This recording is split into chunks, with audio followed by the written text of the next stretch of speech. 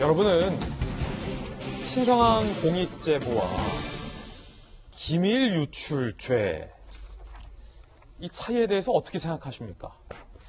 어떤 것은 공익제보에 해당하고 어떤 것은 기밀 유출에 해당할까요? 혹여 그 판단 기준이 우리 편의 이익에 부합하면 공익제보고 우리 편의 이익에 부합하지 않으면 기밀 유출이 된다면 어떻겠습니까? 그래서는 안 되겠지요.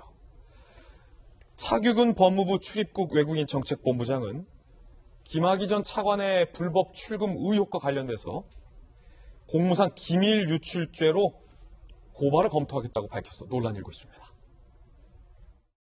일부 언론에서 이제 문제 삼는 것이 절차적 정당성을 무시하면 안 된다. 좋습니다. 그렇다면은 출국 금지의 적법성 여부와 관련해서 문제 제기를 할 때도 적법한 절차를 거쳐서 해야 한다고 생각합니다. 저는 형법상 공무상 기밀 유출죄에 해당이 된다고 생각하기 때문에 향후 수사팀에서 균형감 있는 수사가 이루어질 것을 기대하고 있습니다.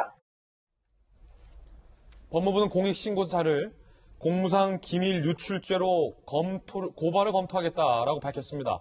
어제 박범계 법무장관 청문회에서도 자료 유출 문제를 살펴보겠다라고 시사했습니다. 들어보시죠. 소위 공익제보 여부의 문제, 또 수사자료 유출의 문제, 출국에 대한 배후 세력까지 포함해서 살펴보도록 하겠습니다. 철저히 수사해야 된다고 했지만 절차적 정당성에 대해서 뚜렷한 말씀은 안 하신 걸로 그렇게 해석하시겠습니까? 절차적 정당성 중요합니다. 네. 본 후보자 절차적 정의를 대단히 중요시하는 사람입니다. 네, 고맙습니다. 그런데 왜 이 사건이어야 됩니까? 왜 김학의 전 차관 사건이 절차적 정의를 실현하는데 후보자님? 왜 이것이 대상이 돼야 되는 것에 대해서 저는 왜 이 사건이어야 됩니까? 이재명 기자, 자, 어떻게 보십니까? 그간 언론에서는 김학의 전 차관에게 내려진 출국 금지가 불법적인 출국 금지다라는 의혹을 제기해왔고 이 의혹을 제보한 분을 공익제보자라고 표현을 해왔는데 지금 법무부도 그렇고 법무부 장관도 그렇고 기밀 유출죄 혹은 공무상 기밀 유출, 자료 유출 자 이렇게 지금 표현을 하고 있는데요. 공익제보입니까? 기밀 유출인 겁니까? 공익제보라는 건 너무 명백한 사실인 거 아닌가 싶고, 물론 거기에 이제 기밀 유출이 포함되어 있는 거죠. 그래서 다만 공익제보자 보호법에 따르면 기밀 유출을 하더라도 공익제보일 경우에는 그것을 면책한다는 조항이 분명히 담겨 있는 거죠. 그러니까 내부 제보라는 게 기본적으로 어떤 기밀을 유출하는 걸 담보하지 않으면 사실 내부 공익제보라는 게 불가능한 거죠. 그래서 제가 굉장히 심각하게 느낀 건 조금 전에 박범계 법무부 장관 후보자가 왜 절차 정당성이 중요한데 그게 김학의 사건이 되느냐 이런 얘기를 합니다. 예전에 박범계 후보자가 의원 때 윤석열 총장을 상대로 국감을 하면서 이런 얘기를 하죠. 어떨 때는 검찰권이 굉장히 추상 같고 어떤 수상의 무디다. 그건 선택적 정의 아니냐 이렇게 이제 지적을 하는데 거기에 대해서 이제 윤 총장은 선택적 의심 아니냐 얘기하는데 선택적 정의는 정의가 아니다 여러 차례 말씀드렸는데 정의라 하면 보편적인 겁니다. 누구에게나 언제 어디서 적용되는 겁니다. 그런데 왜 김학의 사건이냐고 묻는 것 자체가 굉장히 본인 스스로가 얘기했던 거에 대해서 정말 부정을 하는 거죠. 왜 김학의 사건이 아니라 김학의 사건을 포함해 모든 사건에 똑같이 적용되는 겁니다.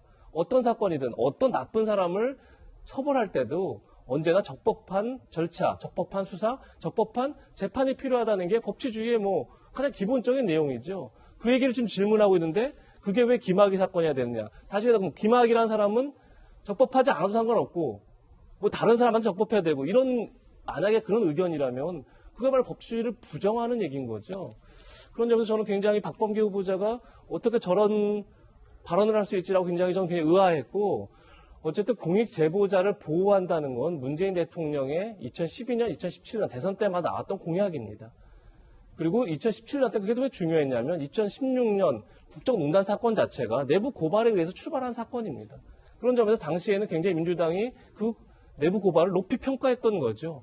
그런데 상대 정권, 상대 당을 고발할 때는 굉장히 내부 고발이 훌륭한 거고 그것이 중요한 거고 내부 고발자는 보호받아야 할 대상인 거고 본인 정권에서 우리 정권에서 우리 정부를 내부 고발할 때는 내부 고발이 아니라 기밀 유출이다라고 한다면 그렇게 잣대가 왔다 갔다 한다면 그것을 어떻게 진정성 있게 내부 고발자를 보호하려고 하는 정권이다 이렇게 볼 수 있겠습니까? 그런 점에서 저는 어쨌든 정부가 내부 고발자에 대해서 그럼 기밀 누설이다 이렇게 지금 얘기하는 것도 문제지만 지금 박범계 후보자가 뭔가 굉장히 큰 오류를 범하고 있는 게 아닌가 이런 지적을 하고 싶습니다. 예, 그럼에도 불구하고 정부에서는 기밀 유출이라는 시각이 강한 것 같은데요.